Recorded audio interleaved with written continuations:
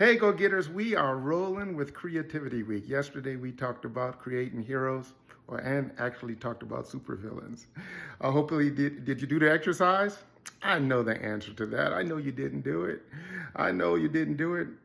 That's because you have a better plan, and your plan is working awesome, and there's no need to upgrade, optimize, take an outside perspective. You're cool.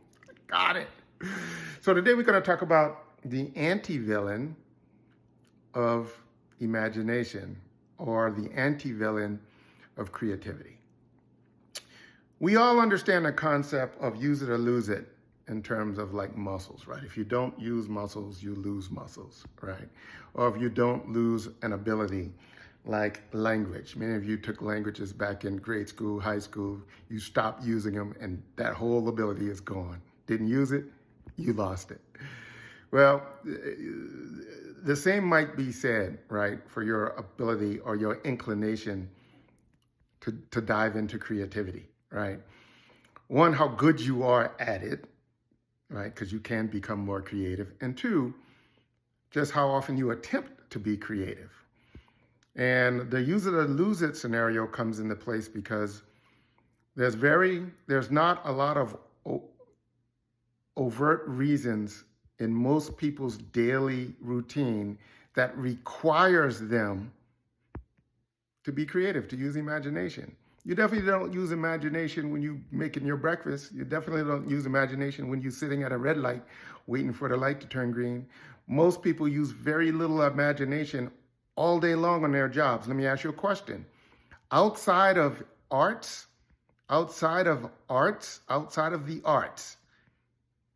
when are you required to use imagination? In your current lifestyle, in your current daily, weekly, monthly thing, when are you required to use imagination outside of things related to the arts? Most people, might not be you, but most people, that would be very little, if at all. A different way to look at that same reality, and this is the insight that was meaningful to me, is that one might argue that the more you know, or the more you think you know about a thing, about a situation, the less need there is for you to invent, for you to create, for you to imagine.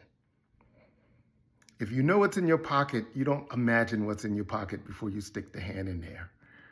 If you know what's going to happen for the most part today in work, you don't spend a ton of time creating what's going to happen throughout today at work. If you know what somebody's going to say if you ask them a question, you're less motivated to ask the question. You're less motivated to conversate.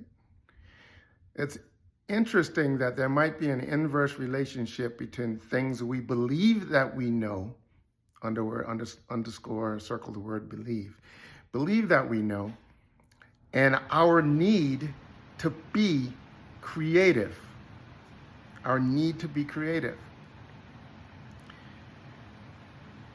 When we think about people and we think, when are people most created in our life cycle?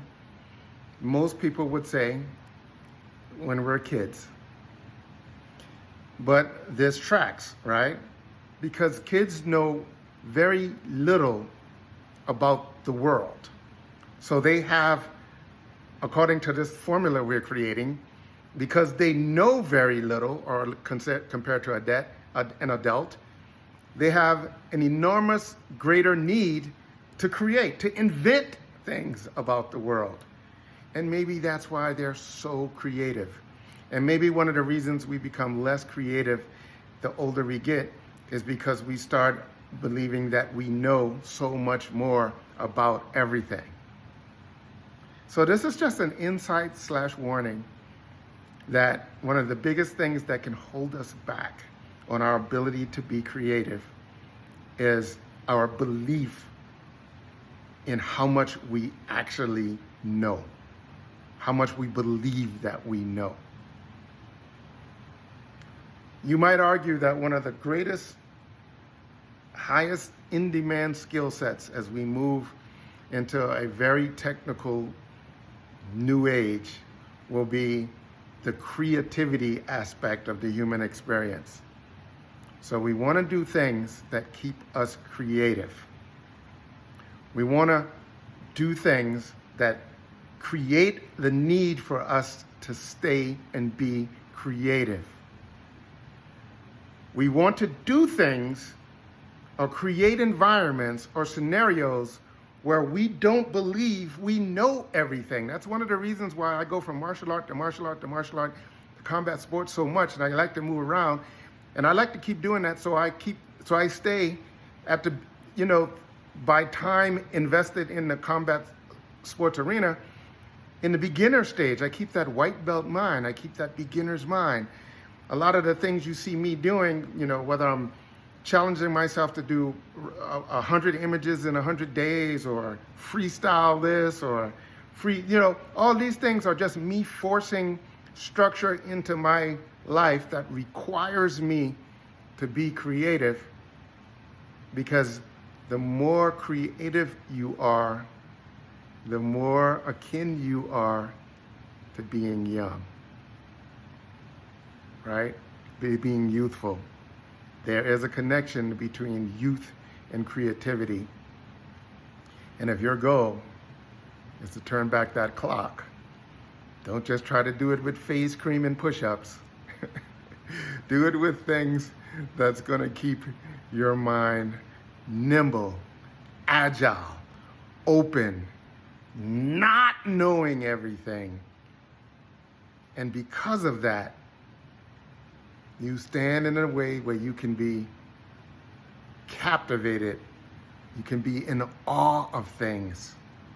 You can be inspired by things because you have a youthful, creative mind.